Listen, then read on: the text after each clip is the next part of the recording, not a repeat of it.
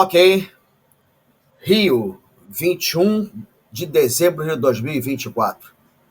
Bem-vindos mais uma vez ao canal Rede Ambiente TV, programa Políticas Públicas em Foco. Senhores e senhoras que vão nos assistir, o tema de hoje seria para que vocês refletissem e pudessem entender melhor a cada um do seu próximo. Adiantando boa tarde aos nossos debatedores, Samuel Antunes e Gilvaneque de Souza. O tema é dividir para dominar e como fica a justiça. Não somos todos iguais perante a lei? Estão dividindo a sociedade e as pessoas não estão se entendendo. Mulheres e homens disputando espaços distintos e a lei não passa de um mero detalhe. Eu disse a lei. Canais sociais perseguidos pelo simples fato de divergir de uma opinião, simplesmente por divisão de opiniões. Rótulos criados para a promoção da divisão e da discórdia. E aí? O que fazer? Com a palavra, Samuel Antunes. Prezado Américo, Gilvaneque, Souza, nossa tão querida audiência, que nos dá sempre o prazer do acolhimento, da assistência, do acompanhamento.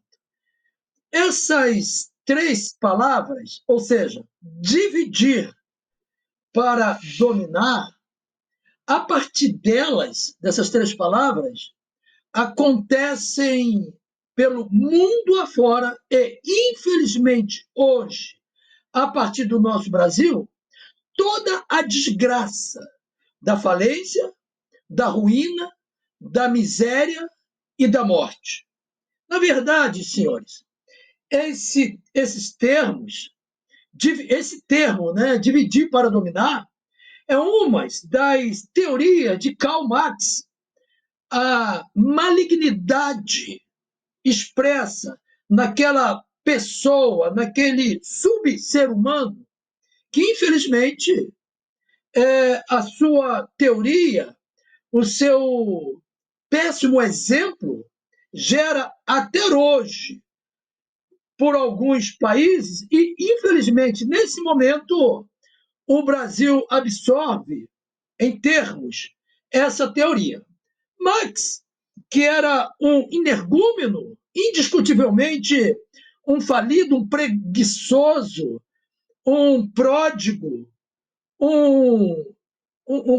sem projeção, sem nenhuma postura, vivia naturalmente, diz a história, e é fato, vivia em favor dos familiares, era um homem porco, sem asseio, porém, ele tinha uma certa penetração na sociedade do momento, aquela sociedade tanto quanto ele era, que foi dando fruto até que chegou a esse dia. Hoje, essa teoria, note bem, é teoria, não é ciência, não é fato, não é comprovado a sua teoria. Essa teoria, na verdade, hoje é utilizado com muita firmeza, infelizmente, no nosso Brasil, pasmem, senhores, bem utilizado pelos agentes dos três poderes inicialmente. O que nós temos hoje é o executivo, o legislativo, o judiciário, as forças armadas e demais segmentos da nossa democracia que estão fazendo uso com veemência exatamente desse predicativo que aí está, dividir para dominar, exatamente com o escopo de conduzir o Brasil para a proposta de Karl Marx, que é o comunismo. Aliás, eu gostaria de fazer uma pergunta objetiva, direta, a todas as autoridades pelo mundo afora, aliás, só do Brasil mesmo. O excelentíssimo senhor ministro do Supremo Tribunal Federal, e este, felizmente ou infelizmente, não é o caso, senhor Flávio Dino, que, com muito orgulho, uma expressão voluntária, ele diz ser comunista e com muito prazer e graças a Deus, o Deus dele. Fica uma pergunta para Sua Excelência, o senhor ministro. Onde está a lógica, a inteligência do comunismo? Aonde está ali o fator positivo, lucrativo? Aonde estaria ali no comunismo? Ou seja, o segmento que Vossa Excelência defende, bem como outras e mais excelências do Brasil, que infelizmente ocupam um cargo ou função, fazendo uso das suas prerrogativas legais, devidamente amparada pela nossa Carta Magna, bem como todo o nosso ordenamento jurídico. Fica inicialmente a pergunta: onde está a lógica?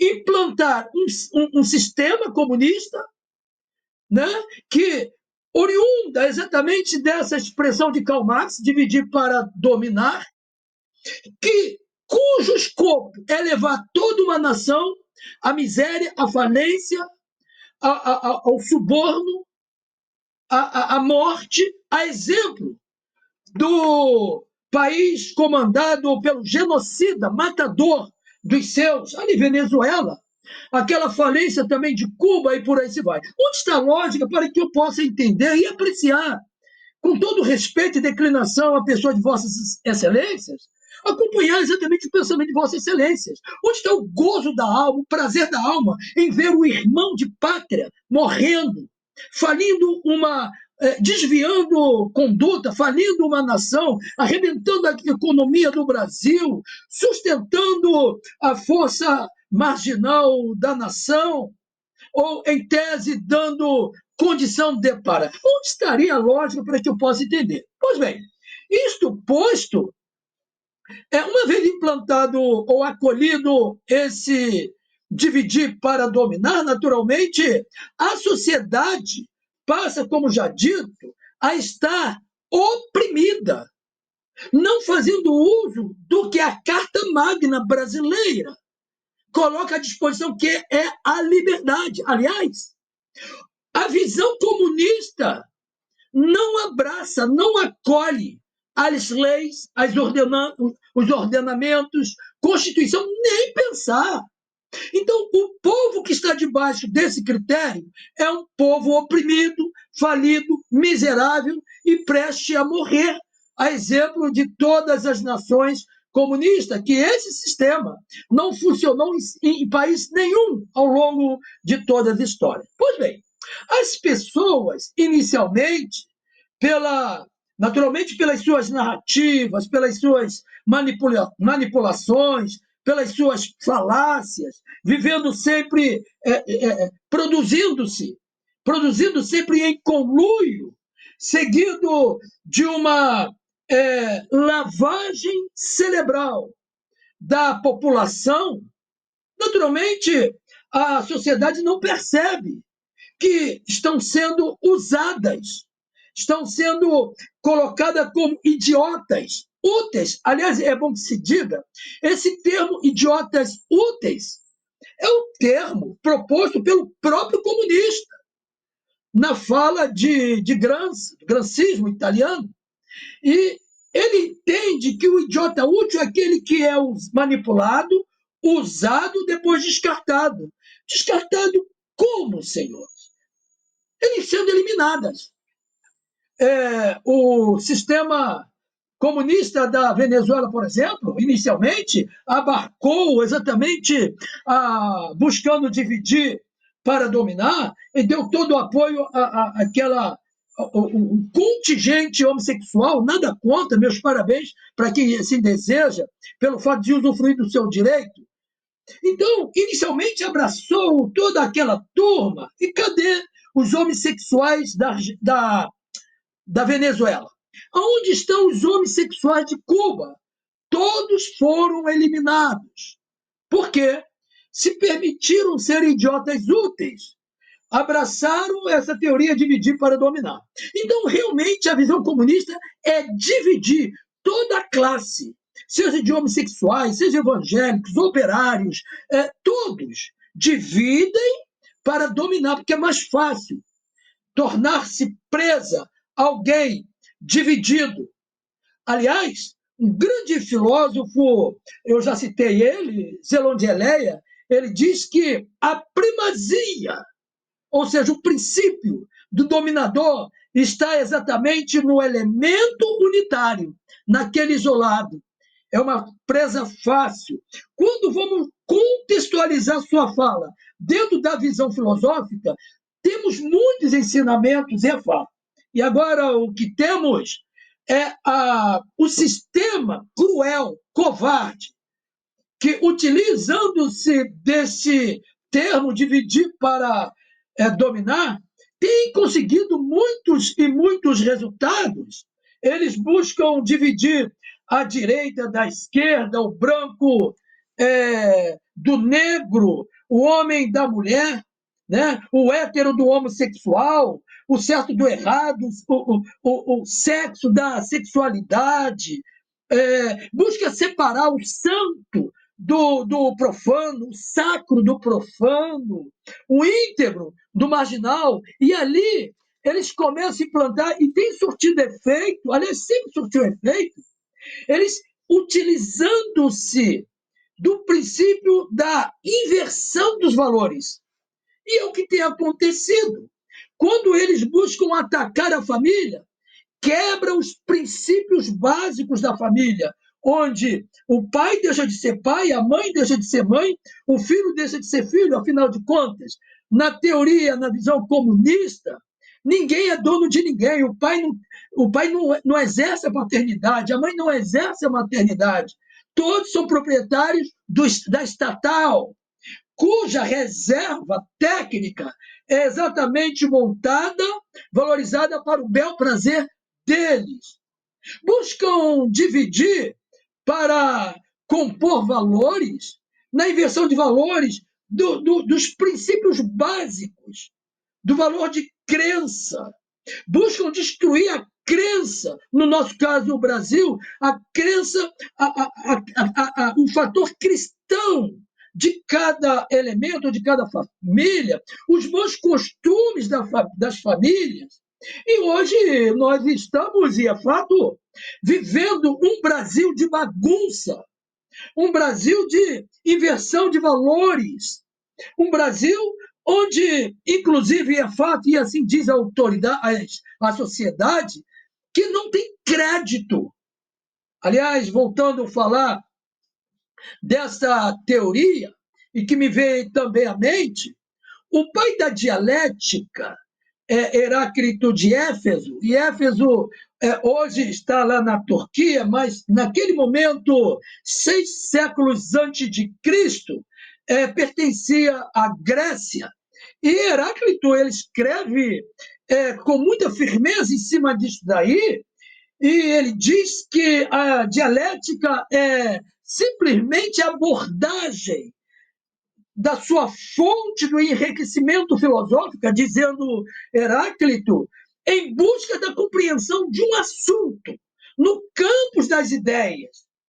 É claro que ele está promovendo que, para que a pessoa venha trazer uma teoria, que a pessoa venha trazer algo que venha ser útil ao contexto social, tem que ter um confronto de ideias, tem que ter, dentro do campo da dialética, um entendimento, dentro do campo da exegética, ir aos termos, tirando dos termos com propriedade, mas também dentro da hermenêutica, interpretando com firmeza, buscando para si uma compreensão, mas depois debater aquela ideia. O comunismo não aceita a teoria, a visão filosófica, melhor dizendo, de Heráclito. Eles, os comunistas, aqueles que absorvem esses termos de dividir para comandar, eles não aceitam opinião contrária, senhores.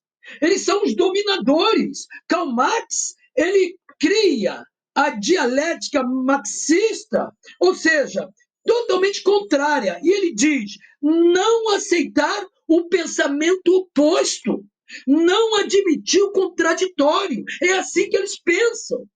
Quando aqueles que têm uma visão distorcida da liberdade, e é o que ocorre no Brasil na fala da sociedade, e é fato, eles naturalmente buscam comprometer a liberdade. O povo não tem liberdade para pensar, para agir, para falar, para debater, para o contraditório, pela ampla defesa. Não! Afinal de contas, o comunismo, oriundo desses termos, levam toda uma nação a colocar-se de forma engessada e as suas forças armadas de joelho diante do atual sistema.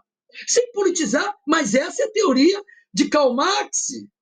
E quando se lê também O Príncipe, por exemplo, nós vamos ver o mesmo mecanismo. Tudo para que, senhores, segundo a sua teoria, descrever ou apontar inicialmente aquela luta de classe na sociedade capitalista, falando mal do capitalismo, e com o proletariado, haveria de sobrepor, trazendo uma visão distorcida. Então, quando eu olho, e eu fico até que em termos um tanto que empolgado, pela tristeza do profundo da minha alma, e aqui quem está falando é um cidadão humano, é a pessoa carne, a pessoa tricotômica, cuja alma está dorida, muito preocupada pelo que nós estamos vivendo no nosso Brasil nesse momento, com a atual troca de valores, infelizmente.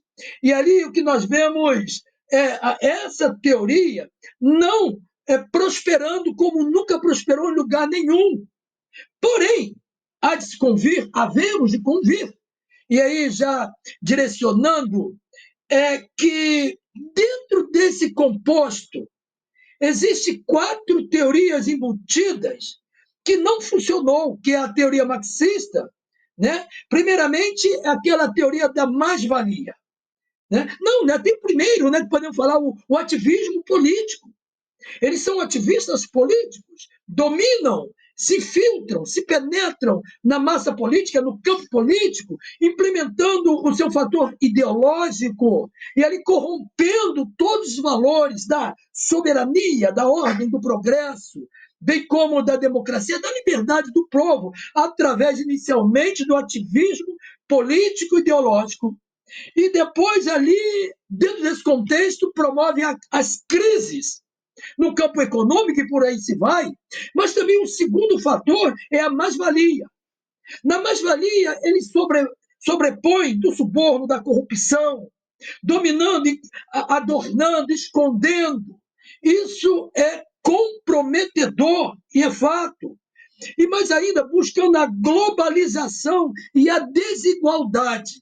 Quando eles dominam esses fatores, naturalmente, ali já está implantado o comunismo, que tantos males tem como proposta. Infelizmente, consegue ainda corromper os homens, corromper a família, a sociedade, os valores, os bons princípios, o país como todo, a nação, com a chamada inversão de valores e a desvalorização das leis, muito embora se colocando em cima até mesmo da Carta Magna.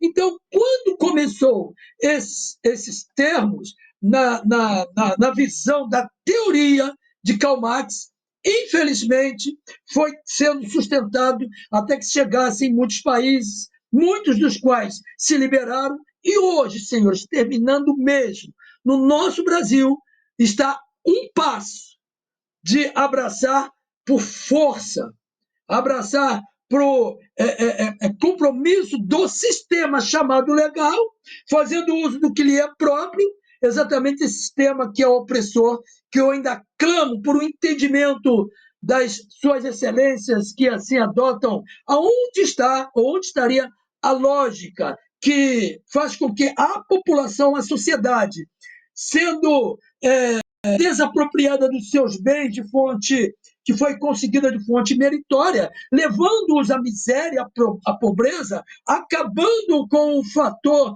da sociedade da classe média e dando valor àqueles que deveriam estar na cadeia e de para lá nunca mais sair. Pela prévia, o meu muito obrigado. Ok, Samuel.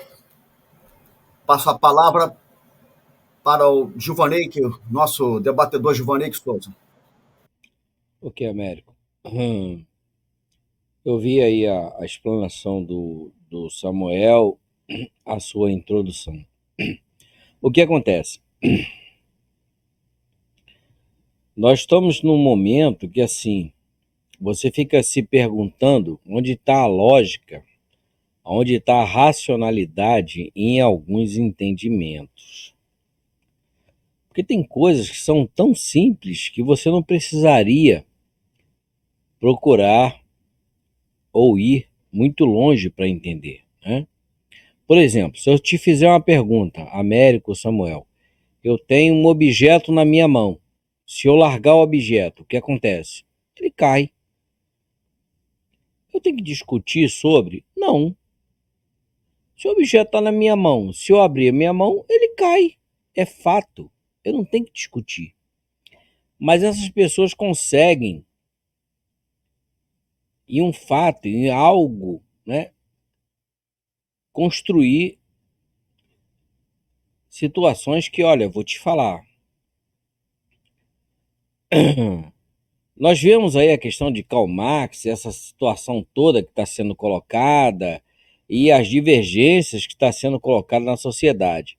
E muitas pessoas falam assim, nós temos a nossa Constituição, está aqui, a nossa Carta Magna, produzida em consenso. Só que depois que ela foi produzida em consenso, tem um monte de emenda. E essas emendas começou a divergir daquilo que está escrito na nossa Carta Magna, na nossa Constituição. No 5º Constitucional diz: todos somos iguais perante a lei. Ponto. Deveria ser assim, mas não é. Porque todos somos iguais perante a lei, aí não tem um ponto, tem um ponto e vírgula. Aí começaram a criar emendas fajutas, covardes, supraconstitucionais, porque não é inconstitucional, é supra, porque suprime a Constituição, passa por cima da Constituição, que diz que se você for negro, você é diferente, tem benefício. Se você for isso, você não é igual, você tem benefício. Se você for assim, não, aí você tem um benefício. Aí você volta para a Constituição, não era para ser todos iguais perante a lei? E por que estão criando esses artifícios, essas escamoteadas, para dizer que fulano e beltrano não é igual, ele é diferente, e por isso ele precisa ser diferenciado. De lá para cá, nós tivemos a Lei Maria da Penha, que eu acho aquilo um absurdo, ridículo, né, de alguém que não tinha o que fazer e criou aquilo, porque ele tinha que criar a Lei Maria da Penha, ali a Lei Maria João, que tem um monte de mulher que mete a porrada e um monte de homem. E aí vem as escamoteadas para dividir a sociedade e trabalhar essa divisão politicamente e ganhar com isso. Esse mês de dezembro, eu tenho tido algumas situações que, olha, vou te falar, estão registradas, tem que ficar assim para prosperidade. Eu fui com um amigo numa defensoria pública que o defensor disse: olha, se você estiver andando na rua e um camarada olhar para sua cara, for na delegacia, der parte de você, falar que você chamou ele de isso, daquilo, tu tá ferrado. Eu fiquei ouvindo o que o defensor público falou, falei, não é possível que esse cara tá falando isso. Quer dizer que eu não posso mais nem sair na rua? Porque se eu sair na rua, aí tem lá um negro Falar, ó, ele me chamou de negro safado. Ou se tiver um viado, que agora é homossexual. Ó, ele me chamou de homossexual, de LGBT. Constatei um fato. Eu tô ferrado? Aí eu fico me perguntando, tá, e a justiça fica onde? Essa pessoa tem que comprovar aquilo. E eu vi isso não só por esse meu amigo, mas vi perante o Ministério Público, onde uma promotora de justiça que ganha um bom salário, mesmo eu tendo encaminhado toda a informação, ela não se deu o trabalho, muito menos os seus assessores, de ver a informação e já disse: ah, não, vamos extinguir esse processo, mas o criminoso, né? Vou traduzir aqui, porque eu sou a suposta vítima e o outro era o suposto autor do fato. O suposto autor do fato disse que a suposta vítima chamou o suposto autor do fato de negro, né? Como é que é? Negro safado. Sem prova, sem nada, numa delegacia policial. Isso se configura como denunciação caluniosa perante o direito. Mas essa promotora de justiça simplesmente não leu todo o material que estava no processo e ainda encaminhou um documento pedindo que fosse averiguado que eu chamei o fulano de negro, né? Aí eu fiz uma petição. Falei, mas peraí, onde fica a justiça? Quer dizer que o réu diz que eu falei. Agora, eu que sou vítima, mandei vídeo comprovando que ele falou. Em sede policial, ele comprovou que falou. A doutora promotora de justiça não viu, não leu, muito menos os seus assessores. E quer extinguir o processo e ainda quer me imputar um crime que não existe? Essa promotora do GCRIM era substituta da promotora natural. A promotora natural, possivelmente, não vou dizer que seja, para não deixar a outra mal, disse: não, tudo bem, né? De fato, tem lá o vídeo que ele colocou, bababá, mas eu não vi. Rapaz, se eu mostrarem o vídeo para vocês, são 4, mas o vídeo principal, o camarada chega na minha porta, me chama de vagabundo, diz que vai me encher de porrada, que se eu passar na porta dele vai me derrubar da moto, que tá doido para me encher de porrada, que eu sou como é que é, um corno. Isso nada foi crime para a promotora de justiça. Aí eu fiquei pensando, né? E eu espero, olha, se tiver esse momento eu vou falar, nem que eu saia preso na frente da promotora ou da juíza. Eu vou dizer: promotora, se eu chegar na frente da sua casa, quando a doutora estiver saindo, chamar a doutora, promotora de justiça, de corna, vagabunda, filho da puta, né? Dizer que vou derrubar a doutora quando passar na frente da minha loja. Isso não vai dar em nada, doutora. É sério? Ou seja, nós temos uma justiça que não quer trabalhar apesar de ganhar um monte de dinheiro. Um promotor de justiça não ganha pouco, ganha muito, sem contar os assessores, a estrutura que a população paga. E se nós formos um pouquinho além, quando eu cheguei no fórum, no conciliador, deu vontade de rir. O cara já chega te intimidando, te assediando, tipo assim, ó, tá aqui, ele já veio com 5 folhas de A4 impressa, dizendo aqui, ó, o senhor tem que trazer 5 testemunhas. Se o senhor não trouxer 5 testemunhas, o processo é arquivado. Eu olhei pra cara dele e falei: ué, peraí, onde é que tá isso? Qual é a base legal para isso? Não existe isso. Inclusive, as provas já estão anexadas ao processo que foi levado em sede policial. Aí ele fez lá um texto que a promotora não leu, não quer saber, ou seja, ela está preocupada com o salário dela no final do mês, ela não quer ler o meu problema, porque não é o problema dela, é o meu. E empurrou. Aí eu fiquei pensando: rapaz, nós estamos ferrados. Isso é comigo, né? Que atuo com a base legal, com o Ministério Público, Polícia Federal, tenho um monte de amigo nessas áreas, mas falei assim, rapaz, não é brinquedo não. Aí com outro amigo eu fui no defensor público. O defensor público, não, porque se o cara chamar você de negro, tá ferrado.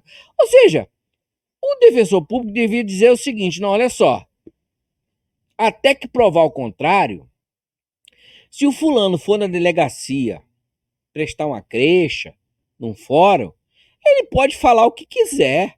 O judiciário tem que falar o seguinte, ah tá, o fulano te chamou de negro? Chamou. Safado? Chamou. Cadê a prova? Até que prove o contrário, o nome disso é denunciação caluniosa. Mas parece que nossa justiça no Brasil está para atender bandido. Ou seja, o bandido pode falar o que quiser, ele é atendido. Você, vítima, você tem que chegar com 5 testemunhas e olhe lá. De repente, as 5 testemunhas, mesmo comprovando, não, vocês estão mentindo. Peraí, vamos ver a vítima. Vítima, fala aqui o que você está falando. Rapaz, é de rir. É de rir. Eu estou falando que eu sofri. Eu sofri.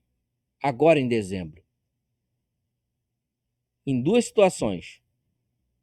De um documento enviado pelo Ministério Público e de um amigo que eu fui no defensor público. Aí eu cheguei pro defensor público, inclusive, do amigo que me levou, eu falei o seguinte, não, olha só, se esse camarada fizer o que ele fez comigo, pelo que o doutor tá falando, já que a justiça é para atender ele, e se a justiça é para atender bandido, se ele chegar na minha porta e fizer o que ele tá falando, eu vou matar. Eu mato ele de pau, de facada, eu mordo ele no pescoço.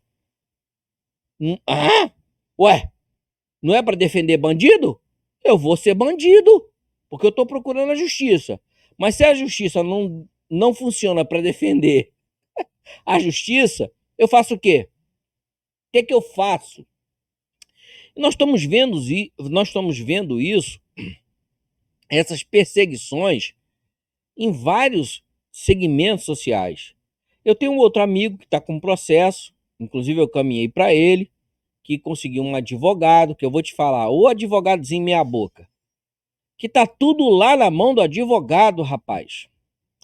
A mulher me chamou de misógino só porque eu discuti, só porque eu mostrei que ela estava errada.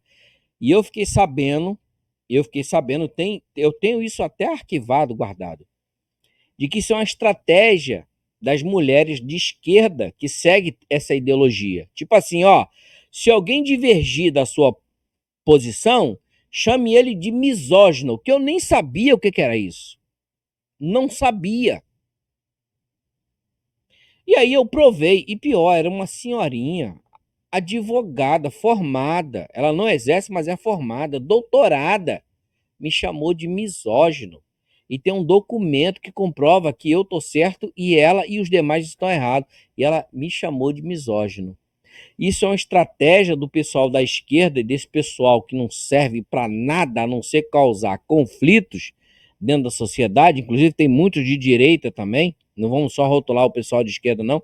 Tem uns porcaria de direita também, ou de centro-direita, enfim. Eu não me ligo muito nessa questão de política. Que agem dessa forma. Que aí já te rotula. Ó, ele é misógino. Aí você pega um juiz porcaria, uma juíza, que está com essa mesma ideologia na cabeça, você é condenado. Aí você fala assim, ué, peraí, mas eu sou misógino por quê? Eu não posso mais questionar uma mulher se ela estiver errada? Eu não posso mais questionar fulano Beltrano se estiver errado? Eu já vou ser rotulado? Mas peraí, rapaz, eu tenho que investigar, eu estou questionando, eu estou dentro do meu direito de questionar. Eu sou obrigado a respeitar? Sim. Mas aceitar? Não. Eu respeito, mas não aceito. Não faz parte do meu entendimento. Não faz parte. Eu respeito, mas não aceito. Mas a justiça não está levando para esse lado. E aí, muitas pessoas de bem estão sendo condenadas. E outras pessoas de bem sequer conseguem entrar na justiça. Porque quando você entra, a justiça já começa a te intimidar. Ó, passa, ó, cinco testemunhas. Se não trouxer, vai ser extinto. Você imagina vivendo numa área periférica, onde a marginalidade impera, se alguém vai ter testemunhar a seu favor. Jamais. Aí você tem imagem, tem vídeo, tem áudio, e aí você não apresenta. Por quê? Porque você não tem esse entendimento. Mas eu tenho. Aí eu fiz uma petição, encaminhei para a promotoria do Ministério Público do GCRIM, que acolheu, que eu fiquei até assustado, que ela nem precisaria acolher. Mas como a substituta fez tanta, usando um português bem chulé mesmo, uma cagada, me perdoe, a promotora natural aceitou. Agora está sobre a visão do juiz. O que o juiz vai fazer? Entender o meu lado ou defender a promotora do GCRIM, que tentou aliviar o lado da outra promotora? E aí você pergunta, e a justiça? Justiça eu não quero saber. Não apertou meu calo, né? E eu tô doido para acontecer uma audiência pública, eu posso até sair preso. Eu não tô ligando para isso. Se tiver uma audiência pública, se tiver uma audiência, né? Eu, a promotora, não sei o que lá, eu vou jogar na cara dela. Doutora, se eu for lá na sua porta falar as mesmas coisas que esse cidadão aqui falou, é normal? Não dá nada? Eu vou esculhambar. Eu acho que é essa atitude que está faltando da sociedade. A sociedade anda esperando muito que um grupo se organize. Não vai se organizar. Não existe grupo que vá se organizar. Você que está aqui me ouvindo e me assistindo, você tem que tomar atitude. Se você não tomar atitude, o outro não vai, porque a situação do outro pode ser confortável. Ele não vai tomar atitude. E se nós repararmos a nossa sociedade, desde os primórdios, né, desde os dinossauros e por aí vai, Jesus começou a caminhar sem ter grupo. Ele caminhou. O grupo seguiu ele, era um. E ele fez a diferença. Um frei lá no Ceará começou a caminhar, o pessoal caminhou com ele, ele fez a diferença. Mahatma Gandhi, ele não precisou de grupo, ele começou a mostrar e fez a diferença. O pessoal andou com ele e ele conseguiu fazer a diferença. O que está faltando na sociedade brasileira é justamente isso, as pessoas pararem de acreditar em salvador da pátria. Ah, não, porque o salvador, porque a cavalaria, ou porque o grupo vai... Não, não vai surgir. Não vai. Não espere que grupo surja. Porque as outras pessoas têm outros interesses. E olha que eu vivi isso, eu participei disso. Olha, se eu contar a quantidade de situações que eu participei em chegar em áreas onde as pessoas ocuparam sem ter onde morar, sem ter nada, sem ter saneamento, elas conquistaram a sua área, a sua casa. Aí você volta lá e fala assim, pô, beleza, você conquistou a área, a casa, mantém saneamento. Não, mas ele não quer saber mais, ele não quer te escutar. Porque ele alcançou aquele objetivo, que era conquistar a casa. O resto, para ele não interessa.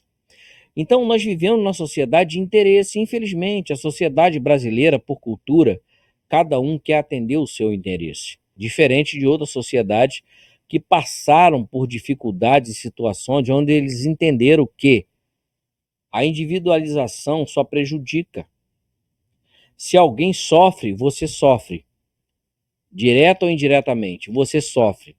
Se você não sofrer diretamente, você vai sofrer indiretamente. E aí, vamos fazer aqui um panorama. Diretamente, aquele indivíduo que está no meio da rua, se você não tirar ele ou eliminar ele de alguma maneira do meio da rua, se ele estiver passando por alguma necessidade, ele vai te roubar ou te matar para conseguir aquela necessidade.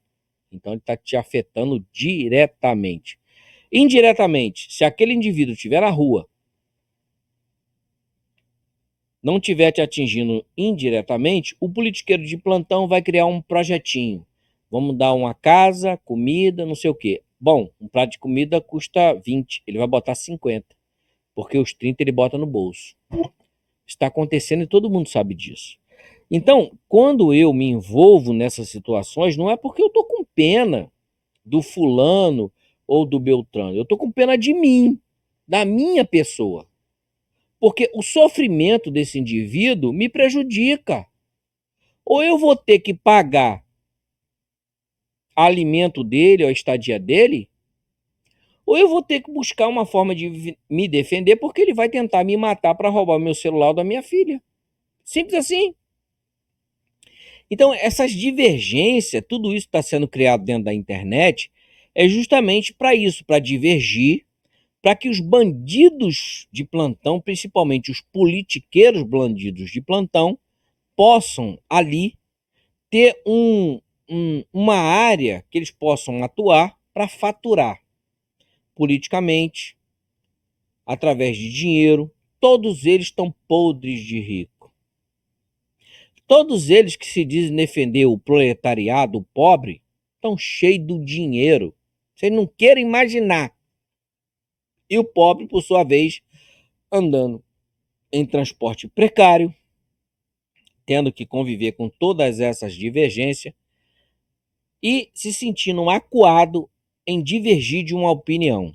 A minha dica aí nessa situação é que não se acue, rebata. Ah, mas você preso, seja preso, seja preso. Se você estiver dentro da legalidade, dentro dos seus direitos, seja preso. Igual eu falei lá pro meu amigo promotor de justiça, meu irmão, o cara já veio na minha porta 3 vezes. Eu procurei a justiça. A justiça não fez nada. Se ele vier de novo e fizer a mesma coisa, ele não sai daqui vivo, não. Mas não sai mesmo. Ah, vai me prender? Não tô nem aí. Eu procurei a justiça. Procurei? Não tive o acolhimento da justiça. E eu vou ser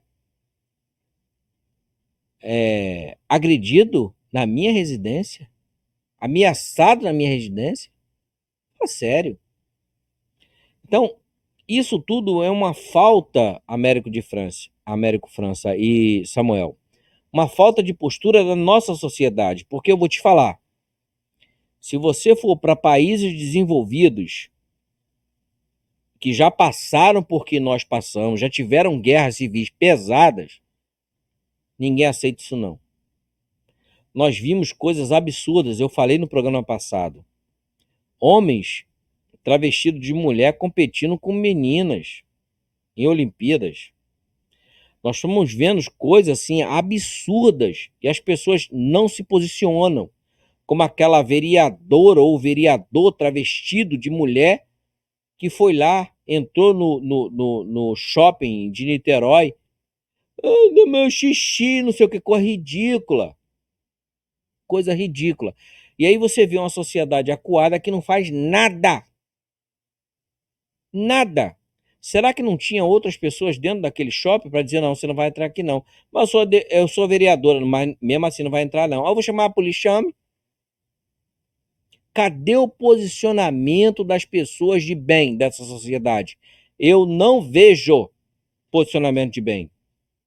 Eu vejo posicionamento de um ou outro que se diz representar essa sociedade, mas é minoria. Nós vimos a quantidade de prisões que ocorreram, que inclusive estão ainda presos na papuda, de pessoas inocentes, e a sociedade simplesmente não faz nada. Literalmente nada. Estão esperando o quê? Um milagre? Um meteoro? Ah, um deputado, ou fulano, alguma coisa acontecer. Era para o pessoal, todo mundo se organizar, vamos lá, vamos tirar aquela galera. Vamos arrancar todo mundo de lá. Mas o Supremo, vamos pegar o Supremo de pancada, vamos quebrar tudo, aquilo lá é nosso. O Supremo, toda aquela estrutura é nossa. O salário do ministro, quem paga somos nós. Nós pagamos o salário dos ministros. Nós mantemos toda aquela estrutura. Aí você vê o ministro numa canetada dizer o que você tem que fazer. Tá de sacanagem. Você aceita isso, Américo de França? Você aceita isso, Samuel? Contratar um pintor para sua casa e ele dizer qual é a cor que vai pintar a sua casa? Você vai dizer, opa, peraí, eu tô pagando. Ué, a cor que eu quero é essa. Mas o ministro não. O ministro faz o que quer e aí o povo não faz nada? Tá de sacanagem, tá não? Bom, essa é a minha primeira participação e indignação. Câmbio. Pois é. Bem, nós estamos caminhando para o final do programa. Mandei uma matéria para você, Giovanete, para que nós coloquemos no final da programação. certo? Como uma advertência para a chegada do final do ano, ok? Então fechamos com essa matéria que eu acabei de te encaminhar. Enquanto isso, enquanto a produção vai preparando essa matéria para o final do programa, antes de passar a palavra para o Samuel Antunes, para também as suas considerações finais, e logo depois ao Gil, eu queria deixar aqui uma pergunta. Senhores, não só os nossos debatedores, como os senhores e senhoras que irão assistir a esse nosso programa, a Constituição da República Federativa do Brasil, a nossa Constituição brasileira, foi elaborada por uma Assembleia Constituinte. Ponto. Assembleia Constituinte. Partindo deste fato, pergunto aos senhores debatedores e àqueles que vão assistir ao programa: pode a Constituição da República Federativa do Brasil, a atual de 1988 elaborada, sofrer várias emendas sem que passe por uma nova Assembleia Constituinte? Samuel Antunes, com a palavra. Temos que ter algum entendimento. A nossa Constituição, teoricamente, ela é rígida. Teoricamente. Só teoricamente. Mas nos últimos dias, em função das atividades, do empenho desse grupo de pessoas que absorvem exatamente esse termo que eu acho tão nocivo, dividir para dominar, e eles estão infiltrados em todo segmento da sociedade, eles passam a fazer uso, a não se permitir ser usado pela lei, mas usar a lei.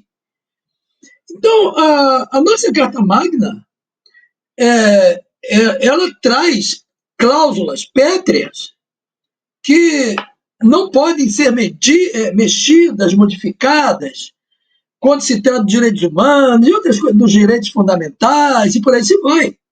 Todavia, até mesmo essas cláusulas pétreas sofrem, de uma maneira ou de outra, algumas influências, contrariando a letra fria da própria lei, como a dosagem de legalidade imposta pelo atual sistema. Isto infelizmente, tem acontecido. Agora, da forma legal de modificar, em função da necessidade da sociedade, modificar a nossa Constituição, é um projeto de lei, que nós chamamos PEC, projeto de uma emenda, para emendar a Constituição, melhor dizendo, que tem o seu rito, até o seu elemento finalizador, para que aquela lei ela venha a sofrer uma modificação através dessa emenda. Então, um parlamentar, um grupo de parlamentares, um partido apresenta o projeto, enfim, ele vai ser discutido pelas suas comissões e depois vai para o plenário para ser votado. O problema é que nós temos produto daqueles que têm as suas condutas desviadas a ponto de levar um ex-presidiário ao poder, a ponto de liberar ou tornar-se livre tantas e tantas pessoas que confessaram o crime, devolveram o que furtou, desviou e roubou, levá-lo ao campo exatamente da normalidade. Isso, infelizmente. Mas essas pessoas são produto do meio social. E agora, para modificar exatamente a determinada lei, pela via legal do projeto, tem que passar pelo Congresso. Só que nós temos hoje um Congresso conservador, a maioria que lá chegou são conservadores, tem uma minoria que faz um estrago no Brasil. Essa minoria são os tendenciosos ao comunismo, né? Mas tem o centrão, que são os parlamentares corruptíveis, não vou falar corrupto por enquanto, mas corruptíveis. Então, esses parlamentares se permitem ser comprados pelo executivo, como é público e notório. E dali se vendem para facilitar interesses do executivo, que hoje tem a tendência comunista. Ou seja, o líder do executivo que diz que quer tudo para o Brasil, só não quer democracia, ordem, progresso, soberania, a liberdade do povo. Quer tudo, menos exatamente a liberdade do povo. Ele que diz, e é público e notório. Dentro desse contexto, a resposta é: não pode-se mudar a Constituição? Pode, nesse termo, mediante um projeto de emenda à Constituição, uma PEC. E também por uma força do atual judiciário, contrariando a própria natureza da redação fria da nossa lei, né, da rigidez da nossa lei, né, fazendo colocações que venha, inclusive, contrariar a própria letra fria, mas com campo de legalidade por ele expresso, quando se junta a maioria. Tudo isso é lamentável. E aí quem perde é a sociedade, quem perde é exatamente a soberania, a ordem, o progresso, a liberdade do povo, a democracia. Né? O contexto social hoje brasileiro é um contexto social em decadência, até porque no contexto social teve, e é fato, uma penetração. A sociedade, a sociologia, por exemplo, que estuda a sociedade, é aquela ciência, e todos nós sabemos, que estuda a sociedade como um todo, o seu comportamento, né? A sua conduta, o seu pensamento. Isso é a sociologia, busca estudar, buscando sempre os padrões que absorvido com a sociedade. Então, alguns fatores hoje são enquadrados como lei que não passou pela Casa de Lei, foi uma implantação do judiciário, não teve a participação do povo. Todas as leis, para se tornar lei, ou seja, expressão do povo, da sociedade, diz a sociologia, tem que passar, tem que ir ao Congresso para votação hoje, na apresentação dos seus representantes legais, que são os parlamentares. Por exemplo, a homoafetividade passou pela Casa de Lei? Não passou. É lei? É lei porque teve uma forçação de barra, simplesmente passou pelo Congresso, pelo Supremo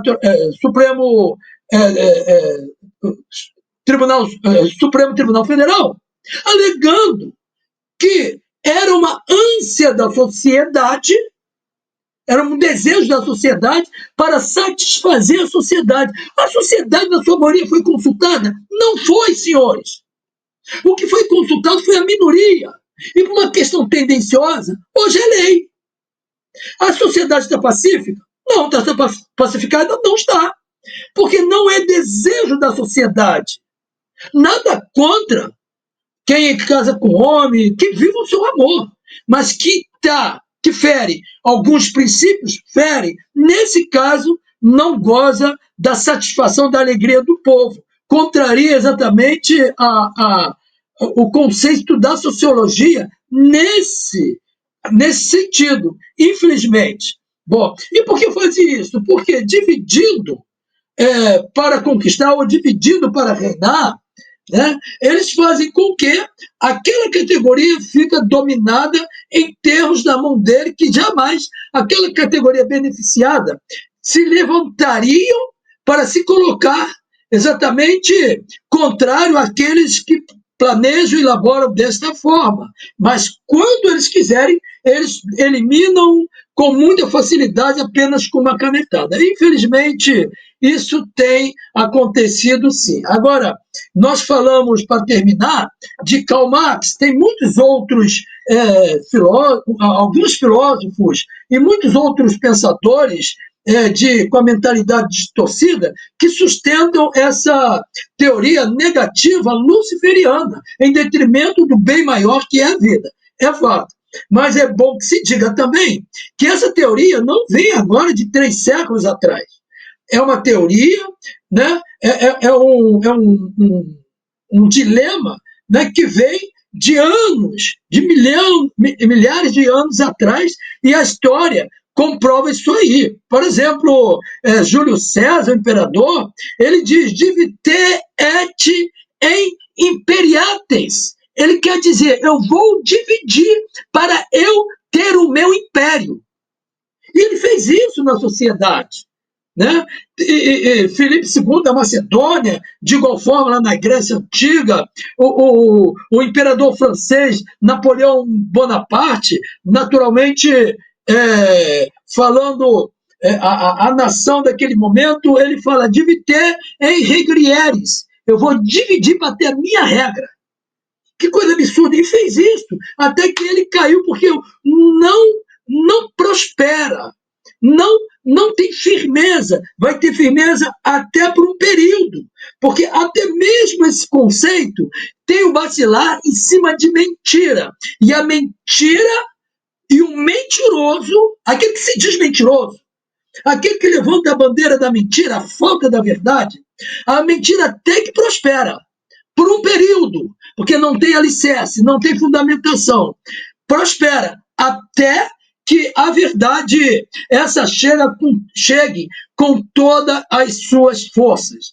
Então, a verdade há de prosperar no seu tempo hábil e oportuno, é fato. E a mentira, com seus mentirosos, com seus agregados, apoiadores, sustentadores, é fato, não prevalecerá. Prevalecerá a verdade. Mas também nós temos um grande historiador, Flávio Josefo. Ele era, depois ele passou a ser, né, por força de documento, cidadão romano também, mas ele era naturalmente oriundo de Israel. E ele falou, inclusive é o maior historiador do princípio da igreja primitiva, a igreja cristã, assim, entrando no mérito. E ele sempre falou a verdade nos seus escritos, por isso que ele é renomado, mas ele fala contra essa teoria.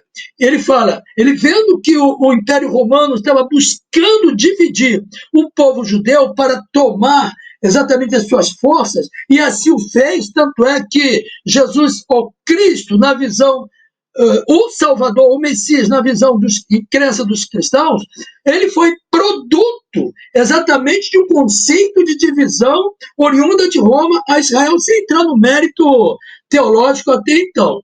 E Flávio José diz que exatamente contrário a essa teoria, né? Inclusive Flávio José, cujo nome é Iosef, que é José, filho de Natanahu, ele bem, quer dizer, filho no hebraico, né? O nome dele oriundo era Iosef, José, filho de Natanahu, né? Natanael. Você entra no mérito. Depois ele recebe o nome exatamente de Roma, né? Ou da Itália, vamos dizer assim, que era Flávio José, tão conhecido. Eu aconselho a todos lerem José, tem muitas obras, a Geografia 3, História dos Hebreus, por aí se vai.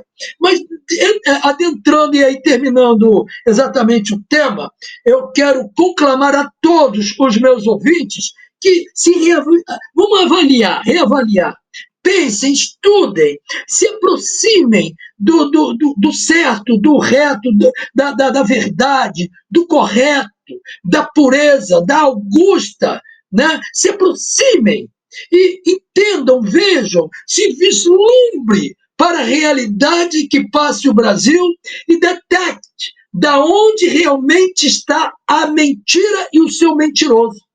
Aonde realmente está aquele ou aqueles que promovem exatamente a malignidade da falência, da morte, do comunismo do Brasil, pelos viés exatamente dessa teoria maligna, diabólica e luciferiana, que é dividir para dominar. E terminando e com meus agradecimentos, eu quero deixar aqui também a visão, o exemplo, o ensinamento da natureza, da savana.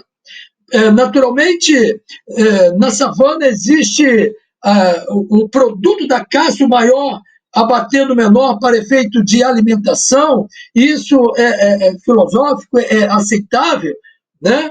Então, o animal, quando ele vai atacar o rebanho, ele ataca o predador com uma certa dosagem, entre aspas, de inteligência.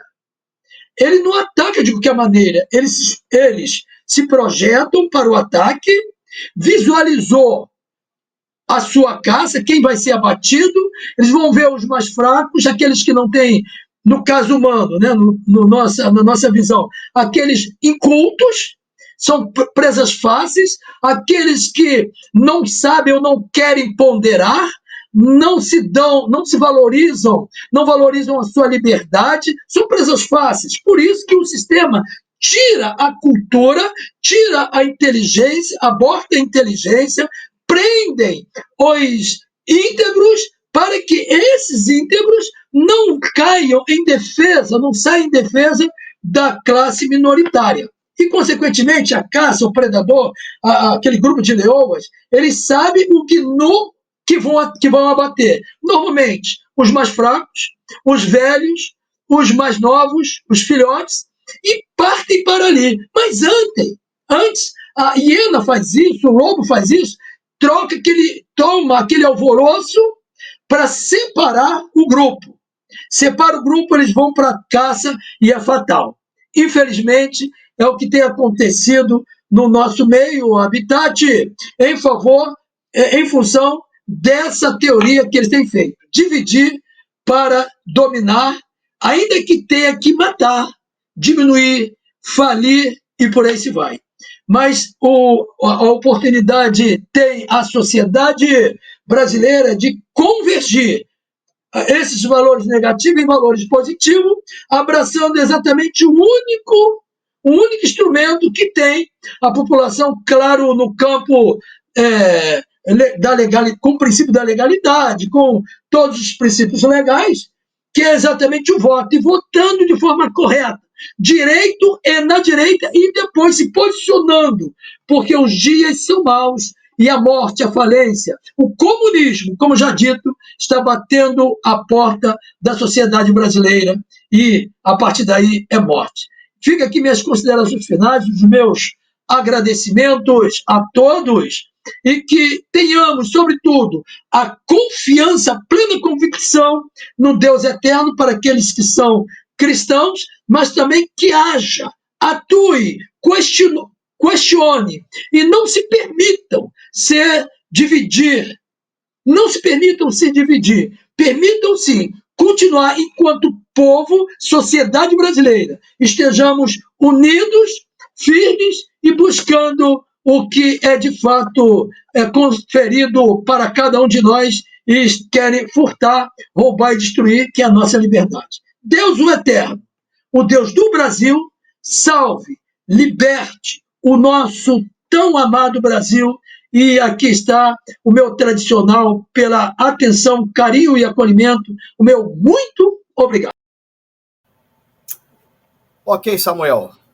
Bem, vamos passar a palavra agora para o debatedor Gilvanei de Souza e para suas considerações finais.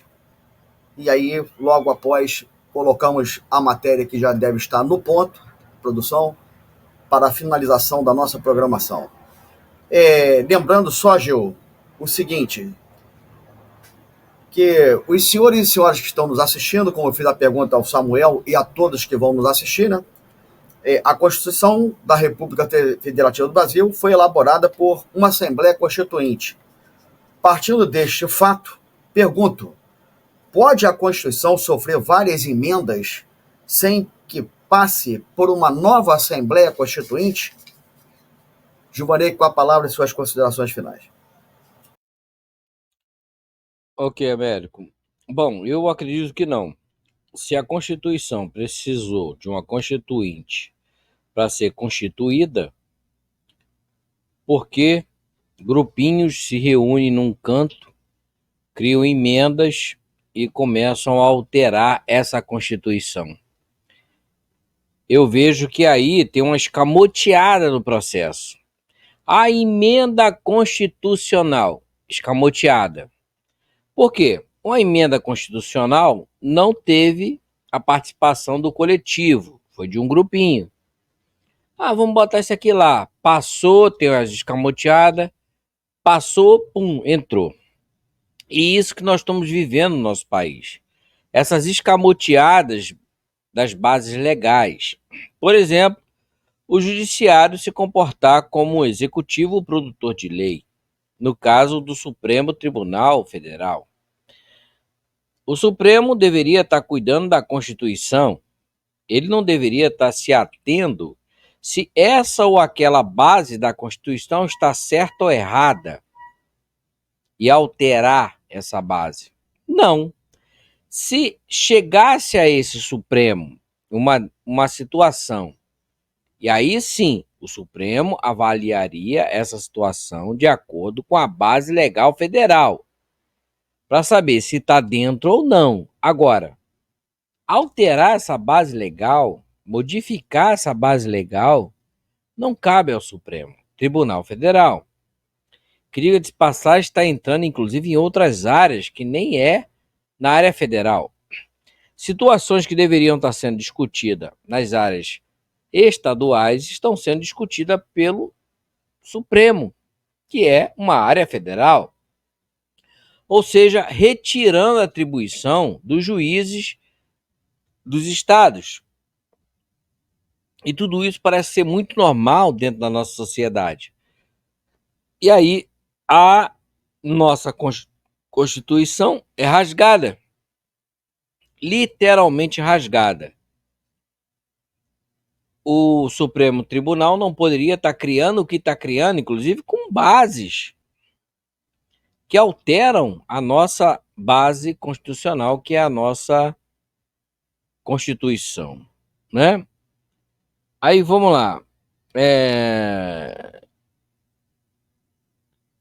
De tudo que foi falado aqui, do que o Samuel falou e que você falou, o que percebemos é o seguinte, que a toda hora tem um grupo trabalhando para mudar aquilo que foi consenso. Ou seja, a nossa Constituição, mal ou porcamente, né? Alguns concordam, outros não, concordam em partes, né? Eu sou um dos que concordam em algumas situações, em partes e outras não, mas foi feita através de um consenso. E hoje nós vemos a nossa Constituição ser alterada não por um consenso, mas por uma ditadura, uma determinação de um indivíduo ou de um grupo que simplesmente muda aquela base que foi consensual e coloca toda a sociedade na parede. E essa questão de dividir para dominar, cara, é tão primário que eu fico imaginando o seguinte, esse pessoal, e esse é um problema da nossa sociedade. Na época que eu estudava, eu tinha moral e cívica e o SPB, nós estudávamos pra caramba, nós íamos para a escola para estudar.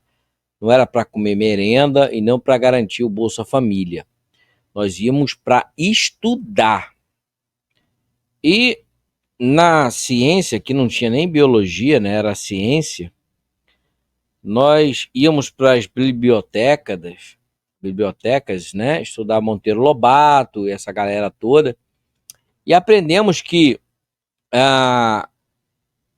o predador, como o bem disse o Samuel, divide para procurar fragilidades. E aí, nas fragilidades, o predador cresce. Ele vai comer ou dominar aquela fragilidade. Isso é feito nos animais considerados por nós humanos irracionais. Por incrível que pareça, os dominadores que estão hoje tomando conta do nosso país utilizam da mesma mecânica. E os demais seres humanos, né, não aqui generalizando ou colocando na totalidade, segue essa estratégia. Não divergem, não batem de frente, ficam esperando um salvador, né? Se aparecer um Salvador, eu sigo. Ah, tá. Se não aparecer o Salvador, se o camarada lá que tá te caçando, né? Igual na época da Segunda Guerra, mandar você subir a rampa pra morrer numa câmara de gás, tu vai, né? Aí eu vou, porque não tem ninguém lá pra brigar comigo, eu tô sozinho. Queria ver se fosse comigo, rapaz. Olha, eu ia morder o pescoço de alguém, mas morrer sem levar um inimigo, não ia não. Mas é o que a gente vê na nossa sociedade. Então as pessoas ficam esperando um milagre, um grupo, alguém fazer algo, mas ninguém faz nada. Aí fica todo mundo, né, esperando a luz, a estrela, né, brilhar para fazer alguma coisa. Aí eu fico me perguntando, rapaz, não é brinquedo não. Não é brinquedo, não. Com tudo isso que temos de tecnologia, de informação, você se sujeitar a tudo isso, ficar aceitando o que um judiciário ilegal, imoral, marginal, criminoso dita e você aceita, precisa mais o quê? Eu acho que o pior dos cachorros, né? Aquele que tá ali te adolando, se você pisar no pé dele e machucar, ele vai te morder. Mas o povo brasileiro, inclusive os de bem, estão piores do que o pior dos cachorros. Pior do que os cachorros. Aquele cachorro mais sarnento, porque eu acho que aquele cachorro mais sarnento, se você pisar no pé dele, ele te morde. Mas a população brasileira não. Você pode pisar, esmagaçar o pé, cortar o pé, que eles não fazem nada, eles ficam rindo pra você. Corta o outro. Você só cortou um, corta o outro. E aquele cachorro mais sarnento, salafrário, se você pisar no pé dele, ele te morde. Mas o povo não. O povo fica ali esperando. Um salvador. Ó, pode pisar no meu pé, me cortar, me matar, me esculhambar. Se não aparecer um salvador, um grupo para eu entrar, eu vou ficar aqui aceitando chicote no lombo. É sério. Comigo isso não rola não, meu irmão. Não rola. Não rola. Se qualquer um vier infringir o meu espaço, olha só, o meu direito começa onde o teu termina e vice-versa. E eu não vou esperar um grupo, fulano, beltrano, ciclano, para brigar pelo aquilo que é meu direito. O problema é que a sociedade brasileira fica sempre esperando que alguém brigue por você. Acho que é a questão de colonização, né? A questão de colonização. Fulano te colonizou, fulano te deu tudo, né? Depois te deu chicote, não sei o quê, tá te trabalhando ali, tu vai aceitando, né? E aí a gente vai para lá e vamos, até quando? Até quando o povo vai aceitar? Rapaz, a gente tá vivendo num Brasil que eu vou te falar um negócio, que o pessoal não acordou ainda, não acordou para tudo que vai acontecer, não agora em 2024, em 2025, aguarde.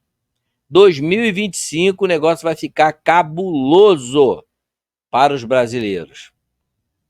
Para os brasileiros. E aí esses brasileiros vão continuar esperando um salvador, um milagreiro, alguém que vai vir para fazer a diferença? É sério mesmo? O cara tá pisando no teu pé e tu deixa o teu pé no mesmo lugar? Esperando que ele um dia tire o pé dele para livrar o seu? Rapaz, não é brinquedo não. Nós estamos ferrados. Olha, com o Neuma Magelsi Neuma, que não está aqui hoje, ele fala uma coisa, apesar de que às vezes ele é muito repetitivo no que ele fala, quem tem condição, e aí eu concordo com ele, sai daqui, vai para outro país. Quem é politizado, conscientizado, sai daqui. Apesar de, eu gosto muito do Brasil. Isso aqui é um país, né? Um território lindo, mas infelizmente de uma população onde sua maioria não vale nada. E a maioria. Não adianta você falar, não, você não pode generalizar. Não, não, é a maioria. Porque se nós fôssemos a maioria de pessoas boas, não estaríamos vivendo o que estamos vivendo. Então isso é fato. Então a maioria não vale nada. Temos tudo e vivemos na miséria.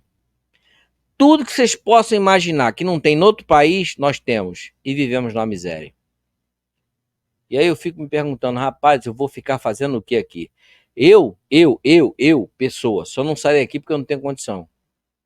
Como muitos brasileiros que eu garanto, Américo França e Samuel, que só não saíram ainda do Brasil porque não tem condição. Porque se tivesse, já teriam saído. Deixa aqui esses porcarias sozinho. Eu quero ver como é que eles tocariam esse país. Imagina se o povo brasileiro todinho, todo de bem, saísse do Brasil e fosse para um país, uma ilha, sei lá, um lugar assim onde eles pudessem ficar, deixasse aqui toda essa ratatouille. Esse pessoal vai fazer o quê? Eles não trabalham, só sabem roubar, não cumprem lei, eles iam se matar. Então, olha, eu vou te falar. Se os países ricos, brasileiros de bem, temos aqui um lugar que vocês podem ir tudo para lá. Fiquem lá um ano esperando. Era só o pessoal de bem aqui do Brasil sair daqui, ir para um lugar, ficar um ano sem fazer nada, esperar a ratatouille de bandido aqui se matar. Porque eles iam se matar, eles não trabalham. Iam fazer o quê? Não trabalham, não quer. Eles só querem saber quem trabalha para eles pegar dinheiro. Eles iam começar a se matar, um comer o outro. Um ano, esse pessoal de bem do Brasil ia sair. Depois de um ano, o Brasil ia estar livre. Não ia ter mais nenhum rato, nenhum parasita aqui. Aí o povo de bem ia voltar e falar, agora vamos fazer o Brasil ser o Brasil de verdade. Isso é a grande verdade. Olha, eu poderia ficar aqui mais tantas horas falando nisso tudo. Rio de Janeiro, então, Deus do céu. Segurança pública. Hoje você não pode mais sair da sua casa para comer uma pizza aqui ao lado, que você pode morrer de uma bala perdida, sua filha, seu filho, não pode ir na rua. Rapaz, nós estamos vivendo uma situação horrível. E o pessoal não quer nem saber disso. Você vai para os centros comerciais, agora no final do ano, parece que o mundo vai se acabar. Todo mundo querendo comprar roupinha, não sei o quê, por causa do Natal, Ano Novo. Comer o Chester, que o Chester nada mais é do que um frango, né, modificado geneticamente para virar um Chester, mas eu tenho que comprar um Chester de 50 conto. Rapaz, que ridículo. Américo de France. Vamos parar por aqui. Samuel Antunes. O que eu espero, nas minhas considerações finais, é que esse povo brasileiro se conscientize, que aumente o número de indivíduos conscientizados, porque, infelizmente, a maioria do povo brasileiro só quer saber de sacanagem, molezinha, levar vantagem e que se dane o resto. Só que o resto, eu estou incluído, Américo está incluído, Samuel está incluído, todo mundo está incluído. Brinquedo não. Até 2025, câmbio. Ok, Gil. Bem, chegamos ao final do nosso programa e antes de deixar a matéria como um recado para todos os cidadãos e cidadãs quanto à importância desta matéria que vai ser passada para vocês, a importância quanto à conscientização de cada um, que todos nós temos dentro de casa um fiel, né, e vocês vão entender a matéria, ficando por aqui. Até o próximo programa, que será no dia 4 de janeiro. Estaremos aí nesse recesso aí de Natal e Ano Novo. 4 de janeiro nós voltaremos com a nossa programação, Políticas Públicas em Foco. E a Rede Ambiente TV, através do programa Políticas Públicas em Foco, deseja a vocês que nos assistem que continuem nos prestigiando, continuem dividindo, né, ou somando, melhor dizendo, né, conosco as coisas boas, tragam sugestões e desejamos a todos um Feliz Natal, um excelente começo de 2025 para que nós possamos fechar 2025 com chave de ouro e que os nossos governantes sejam pessoas abençoadas, que Deus olhe por todos nós, por todas as famílias e que não esqueçamos que o dia 25 de dezembro, provavelmente simbolicamente, não é de presente, é de confraternização com as famílias, de reflexão e principalmente de parabenizar o filho do Criador. Simples assim. Até o próximo programa e fiquem com a matéria que vai ao ar. Produção, por gentileza. Olá, amigos. Não adianta nada ter lei se você não ter consciência. Você que está pensando em soltar fogos de artifício nesse Réveillon, veja esse vídeo primeiro.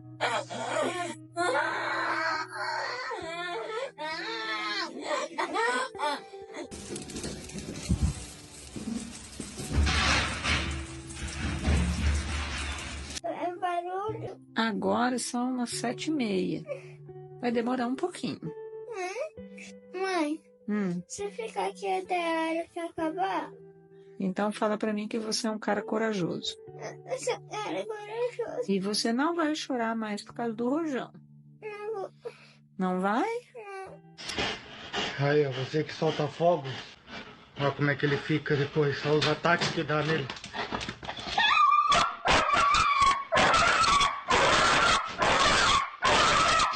Essa já é a 10ª convulsão dele.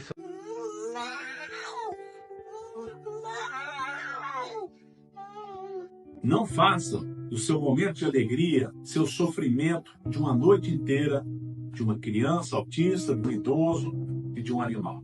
Compartilhe esse vídeo, manda no grupo da família, manda para aquele amigo que gosta de soltar fogos de artifício com barulho. Papel. Se não tiver isso aqui, não adianta.